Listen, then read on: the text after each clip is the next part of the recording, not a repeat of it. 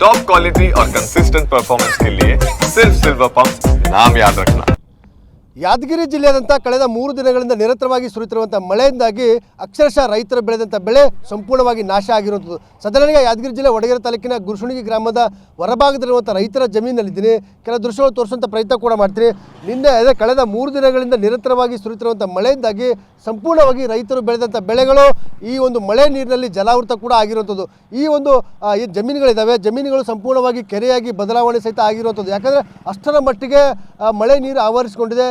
ಕಣ್ಣು ಹಾಯಿಸಿದಷ್ಟು ದೂರದವರೆಗೂ ಸಹಿತ ಮಳೆ ನೀರು ಜಮೀನಿನಲ್ಲಿ ಆವರಿಸಿಕೊಂಡಿರುವಂಥದ್ದು.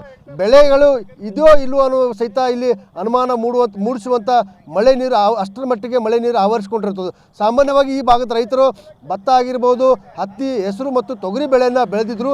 ಆದರೆ ಎಲ್ಲ ಬೆಳೆಗಳು ಸಹಿತ ಈಗ ನೀರಿನಲ್ಲಿ ಜಲಾವೃತ ಕೂಡ ಆಗಿರುತ್ತದೆ. ಸುಮಾರು ಜಮೀನುಗಳಲ್ಲಿ 2 ರಿಂದ 3 ಅಡಿಯಷ್ಟು ಎತ್ತರದಷ್ಟು ಮಳೆ ನೀರು ಆವರಿಸಿಕೊಂಡಿದೆ. ಹೀಗಾಗಿ ರೈತರು ಸಾಕಷ್ಟು ಸಂಕಷ್ಟಕ್ಕೆ ಸಹಿತ ಸಿಲುಕಿರುವಂಥದ್ದು. ಸಾಮಾನ್ಯವಾಗಿ ರೈತರು ಪ್ರತಿ ಎಕರೆಗೆ ಏನು 20 ರಿಂದ 25 ಸಾವಿರ ರೂಪಾಯಿ ಖರ್ಚು ಮಾಡಿ ಬೆಳೆಯನ್ನು ಬೆಳೆದಿದ್ದರು. ಸೊ ಹೀಗಾಗಿ ಎಲ್ಲ ಬೆಳೆಗಳು ಸಹಿತ ಈಗ ಸಂಪೂರ್ಣವಾಗಿ ಜಲಾವೃತ ಕೂಡ ಆಗಿರುತ್ತದೆ. ಕೇವಲ ಗುರುಸುಣಗಿ ಗ್ರಾಮದ ಅಷ್ಟೇ ಅಲ್ಲದೆ ಉಳ್ಕಲ್ ಆಗಿರ್ಬೋದು, ನಾಯ್ಕಲ್ ಸೇರಿದಂತೆ ಸುಮಾರು 16 ಗ್ರಾಮಗಳಲ್ಲಿ ರೈತರು ಬೆಳೆದಂಥ 100 ಎಕರೆ ಪ್ರದೇಶದ ಬೆಳೆಗಳು ಈ ಒಂದು ಮಳೆ ನೀರಿನಲ್ಲಿ ಜಲಾವೃತ ಕೂಡ ಆಗಿರುತ್ತದೆ. ಏನು ಎಷ್ಟರ ಮಟ್ಟಿಗೆ ಅಂದರೆ ಈ ಒಂದು ಜಮೀನುಗಳಲ್ಲಿ ಹತ್ತಿ ಮತ್ತು ಭತ್ತವನ್ನು ಬಿತ್ತನೆ ಮಾಡಿದರು. ಆದರೆ ಸಂಪೂರ್ಣವಾಗಿ ಬೆಳೆಗಳು ಜಲಾವೃತ ಆಗಿ ಈ ಒಂದು ಜಮೀನುಗಳು ಕೆರೆಯಾಗಿ ಬದಲಾವಣೆ ಸಹಿತ ಆಗಿರುತ್ತದೆ. ಸಾಕಷ್ಟು ರೈತರು ಕಷ್ಟಪಟ್ಟು ಕಳೆದ 1 ತಿಂಗಳಿಂದ ನಿರಂತರವಾಗಿ ಪರಿಶ್ರಮ ಕೂಡ ಪಡ್ತಾಯಿದ್ರು ಜಮೀನಲ್ಲಿ. ಆದರೆ ಈಗ ಬೆಳೆ ಸಂಪೂರ್ಣವಾಗಿ ನಾಶ ಕೂಡ ಆಗಿರುವಂಥದ್ದು. ಸೊ ಹೀಗಾಗಿ ರೈತರು ಎಷ್ಟು ಖರ್ಚು ಮಾಡಿದ್ರು, ಜೊತೆಗೆ ಎಷ್ಟು ದಿನಗಳಿಂದ ಮಳೆ ಬರ್ತಾ ಇರೋದ್ರಿಂದ ಸಮಸ್ಯೆಗೆ ಸಿಲುಕಿದ್ದಾರೆ ಅನ್ನೋ ಬಗ್ಗೆ ರೈತರ ಜೊತೆ ಮಾತಾಡ್ತೀನಿ. ರೈತರು ಏನು ಹೇಳ್ತಾರೆ ಅನ್ನೋ ಬಗ್ಗೆ. ಈಗ ಕಂಟಿನ್ಯೂಸ್ ಆಗಿ 2 ದಿವಸ ಆಯ್ತು, 3 ದಿವಸ ಆಯ್ತು ಮಳೆ ಬರ್ತಾಯಿದ್ದು. ಏನೇನಾಗಿದೆ ಸರ್ ನಿಮ್ಮ ಊರಾಗ? ಇಲ್ಲ, ಪೂರ ನಮ್ಮ ಊರು ಅಡವಿನೇ ಪೂರ ಲಾಸ್ ರೀ. ಎಲ್ಲ ರೈತರಿಗೆ ಪೂರ ಲಾಸ್ ಆಗಿಬಿಟ್ಟದ.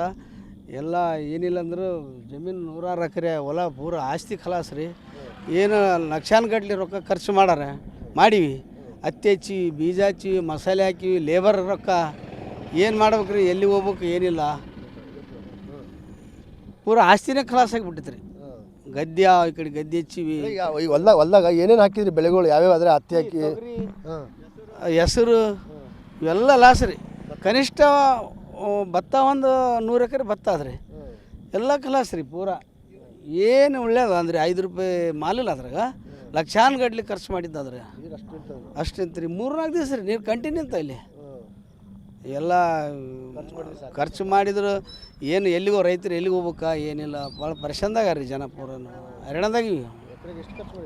ಎಕರೆಗೆ ಇಲ್ಲ ಅಂದ್ರೆ ಒಂದು 20 ಸಾವಿರ ಖರ್ಚು ಬರ್ತಾರೆ ಮಿನಿಮಮ್. ಈಗ ಕನಿಷ್ಠ ನೀರು ನಿಂತು 3 ದಿನ 4 ದಿನ ಆಯ್ತು ರೀ. ಮಳೆ ಬೆಳೆ ಹಾಕಿ ಒಂದು 20 ದಿನ ಆಯ್ತು ರೀ. ತಿಂಗಳು ಸನ ಆಯ್ತು ರೀ. ಭತ್ತ ಚಲೋ ಆಗಿದ್ರಿ, ಬೆಳೆ ಎಲ್ಲ ನೀರು ಬಂದು ಪೂರ ಮುಳುಗಿಬಿಟ್ಟು.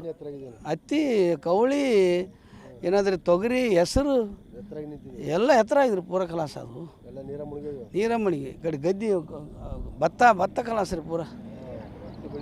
ಹತ್ತಿ ಬೆಳೆ ಕಲಾಸು, ತೊಗರಿ, ಹೆಸರು ಏನೇನಿಲ್ಲ ರೀ, ಎಲ್ಲ ಕಲಾಸ ನಾಶ ಆಗೋಯ್ತು ರೀ ಪೂರ. ಇದು ಗುರುಸುಣಗಿ ಗ್ರಾಮದ ರೈತರು ಹೇಳುವಂಥ ಮಾತಾಗಿದೆ. ಕಳೆದ 1 ತಿಂಗಳ ಹಿಂದೆ ಭತ್ತ, ಹತ್ತಿ, ತೊಗರಿ ಮತ್ತು ಹೆಸರು ಬೆಳೆಯನ್ನು ಬಿತ್ತನೆ ಮಾಡಿದ್ವಿ. ಆದರೆ 1 ತಿಂಗಳ ಬೆಳೆ ಈಗ ನಿರಂತರವಾಗಿ ಸುರಿತಿರುವಂಥ ಮಳೆಯಿಂದಾಗಿ ಸಂಪೂರ್ಣವಾಗಿ ನಾಶ ಕೂಡ ಆಗಿರುವಂಥದ್ದು.